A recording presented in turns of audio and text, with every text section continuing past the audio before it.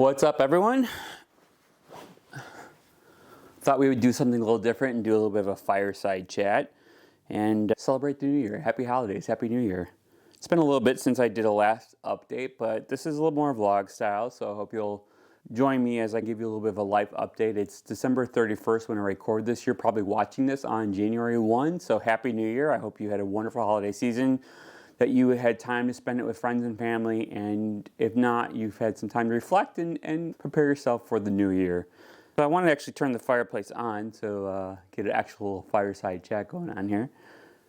It takes a minute, it's so slow, but either way, it's a really cool feature not to actually have to build a fire. I know for many years we had a fireplace where we had to build a fire. This one's gas and just turns right on when you hit a button, so that's pretty cool to have that. And awkward pause. Voila, here we go, there's our fireside chat. Look, it's been a wild ride. I did a little bit of time reflecting while I was in Ohio with my wife and visiting her family, having a really good time. It's the sort of like dead week or the slow week between Christmas and New Year's, and I actually really love this week. I love going out to Ohio and spending it in the country. I love having the time to sort of get away from work a little bit, from the mundane of checking emails and being on deadline and going into the office and stuff like that, where this really gives me time to reflect and experience new things, because that really helps elevate my creativity, really helps recharge my batteries and get to a point where I can feel sort of normal again. I know work is something that we have to do to pay our bills and to grow our career and live the American dream, but at the same time, boy, that work really gets in my personal life, you know. One thing I love about being off work schedule is I can work out whenever I want. And it was really cool to actually go to a new Planet Fitness gym and work out and experience like sort of a local culture, if that makes any sense. Working out with different people and being able to go at 10 o'clock versus going at 6 o'clock or 5 o'clock in the morning or 5 o'clock in the evening, whatever that may be. It's like literally January 1 when you're watching this, and I thought it'd be kind of cool to talk about bariatric goals. Looking at photos, on December 31st, January 1st of last year, I was like 240 pounds, so I was still pretty heavy in the spec of things. I'm 5'7". My goal weight is technically supposed to be like 165. There's no way in God's green earth I'm ever going to get down to 165. I don't ever plan to be that thin. Right now I'm hovering right around 200 pounds, up a little bit, probably because I had a little bit more to eat over the holidays, but I did go to the gym twice, so I feel like I didn't come back with a huge gain, and that's a good thing. My goal right now is 200. I would maybe still like to lose maybe 10 pounds, 15 pounds, just to see how I feel, but at the end of the day, I'm really comfortable where I'm at, I'm happy. Starting off the surgery, I was 340, and then of course before surgery, I lost 10, 15, 20 pounds just through sort of walking and exercising and eating healthier. With advice from my dietitian and from the surgeons and doctors, my surgery weight was like 308 or something like that. It's been a wild ride. I'm definitely down like over 100 pounds. And starting January 1 of 2023, I was at 240. And 240, I mean, if that's the truth, then, which it is the truth, then I've lost like 50 or so pounds this year. Not just 50 pounds, but like 50 pounds on the low end. Like, it gets much harder to lose when you get lower down into the spectrum, as everyone knows. It's easy to lose early weight when you start to work out for the first time. Your body's in shock, but when you get down, you get to points where you hit plateaus. I know a lot of us in the bariatric community complain about the scale. The scale is not moving. It's been 3 or 4 weeks and I haven't lost any weight. Am I eating too much? Am I eating too little? Am I not having enough protein? Am I not working out? The answer is probably a little bit of everything. It's something that you have to be patient. So for those of you who are maybe just starting your bariatric journey, or you've had challenges, or maybe you've had your own successes, please leave a comment and tell us what you did to sort of break that scale momentum. I know for me, breaking the scale plateaus meant shaking things up a little bit. Maybe I had a little bit smaller breakfast. Maybe I worked out a little harder. Whatever. It took me a little bit, but I was able to break through those plateaus. They will happen. I also have the mindset knowing that plateaus happen, and that's just the way it is. Of course, if it starts to be 3, 4, 5, 6, 7, 8 weeks, then something may be going on, and it's probably, unfortunately, likely you. It's probably something that either you're eating too much or you're not eating enough of a certain type of food, or you're sneaking in stuff that you're not supposed to, or more importantly, you're just not being active enough.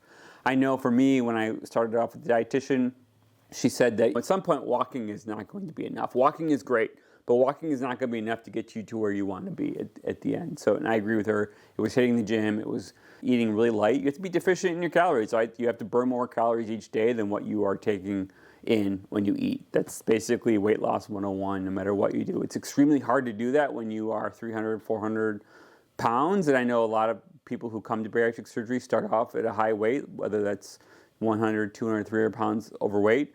One thing I want to sort of share, if you are struggling with your weight and you maybe are over 300 pounds, it's extremely difficult to regain control of your body at that weight. Like, there's clinical studies that will agree with you on this. It can be done. People have lost weight from 3, 4, 5, 600 pounds without bariatric surgery. But for me, this surgery was a life-changing miracle that really helped me regain control of my body. And one thing that I love now is that I can eat a little bit and maintain my body weight by going to the gym and exercising and walking, and not gaining a ton of weight by eating 1 or 2 things every day, and just be more mindful of how I eat. So that's been really great. It's January 1. I want to talk a little bit about goals, whether these goals or a lot of times this time of year we call them resolutions, right? Whether these goals or resolutions are something that you make for your weight or for your wealth or for your health or for your love. Like, we all sort of make goals. Heather and I took a little bit of time to celebrate what's called Yule, which is on winter solstice, and we took time to sort of talk about our 3 main things that we wanted to strive for in 2024, and of course reflect on 3 things that we wanted to stop doing or have bad habits we had in 2023. Of course, I'm not going to share all those here, but I think for me, I want to look at resolutions. I do love to sit down and sort of write down what I want my year to be. Now, one thing that I've learned over the years is that sometimes resolutions are really just fantasizing, right? You write down, oh, I want to lose 100 pounds, or I want to make $1 million, or I want to do this, or I want to do that.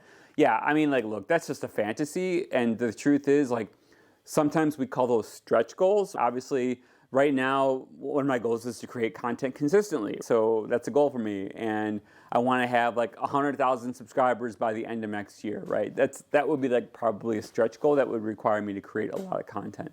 But really what's important is those transformational goals and the acceleration goals that you set in between those. So there's 3. There's stretch goals, acceleration goals, which is like those little bumps in between. Like, that's your rhythms that you have to do every day or every week or every month to achieve your goals. Small, short term to achieve your long, bigger picture goal. And then you have transformational goals, which is like, that's just getting into the game. If you want to actually do something about it, like you want to work out more, you want to build your muscle, your physique, you like literally have to get out of bed in order to do that. That's transformational goals, just to get into the game. But it's the acceleration goals or the rhythms of your daily life that you really have to spend time on. And that's really where I try to focus my resolutions on now. Like, what am I going to do this year that's maybe a little bit different habit-wise or rhythm-wise to make this year a success? And I think that for me, spending more time in front of the camera, spending more time at the gym, spending less time eating things and drinking things that I shouldn't, and more time leaning into water and healthy things is going to help make this year better. I actually have a little bit of a template that I'm going to share from a presentation that I do called The Creative Year Ever, where I talk about this. And I think that it's helpful to realize these goals, the different types of goals, when you're sitting down to make resolutions for the new year. I hope you check that out. Otherwise, I think that's sort of it for this vlog. We just have really been busy with the holidays, obviously, and I think I'm really looking forward to really focusing on making this new year. It's going to be different for me. Like, last year, like, I knew what my goals were. I remember having lunch with a friend right at the new year, and he said, wow, like, you are living your goals. Like, you lost weight, you have a new job, you've done all this stuff. Like, what are your New Year's resolutions for 2023? Was just to basically keep doing what you're doing. And in a lot of ways, that sort of translates to 2024, that I'm going to continue to keep doing what I'm doing. I'm going to continue to create content. I'm going to continue to go to the gym. I have a little bit different sort of mindset about the gym right now. I'm focusing on just doing cardio for a little bit, because I think that when I was doing both cardio and weightlifting, I just really burnt myself out too much. So right now, I'm enjoying running on the treadmill and using the Apple Fitness routines that are included with my Apple One subscription. So I really love some of the workouts that they have, including the mindful cool downs. I'm actually sitting on a meditation mat right now. I'm really getting kind of back into my mindfulness aspects. I do want to share some of that with you on this channel as the year goes on, because I strongly feel that weight loss is all about mindset and how you look at certain situations. That's kind of what's going on in 2024. It's going to continue on with what I was doing in 2023, which obviously this has been a banner year for me in terms of weight and health, but also preparing for life changes, like everything, there's always going to be changes that happen in life, whether that's through health, wealth, or love. Hopefully none of those will change in a way that will be catastrophic, but ultimately by being better in other areas of your life, whether that's with your weight or whether that's with how you spend money online or spend your time, it's going to prepare you for a better year either way. So for me, really staying focused on maintaining my non-negotiables, like going to the gym, drinking lots of water, eating healthy, and taking care of myself mentally and journaling and that kind of stuff and doing meditation is really where I want to focus on this year. And I hope you can join me on this journey as we continue to better ourselves in more than just weight. If you like this type of content, you want to make 2024 your best year ever, then please subscribe to this channel and leave a comment. Tell me about where you're at in your journey. I want to know what is on your challenges, and we can all talk through those and really help make this year one that's going to be one that you can make a little bit better. Because just think, even if you made this year 10% better than last year, that would be huge at the end of the year. So just follow along. I hope this content is helping you maintain that stride. I mean, just by watching this free video, you are essentially making yourself better, and how easy is that? So continue watching, continue to give me feedback. Thank you for keeping me motivated, and I'll see you in the next video.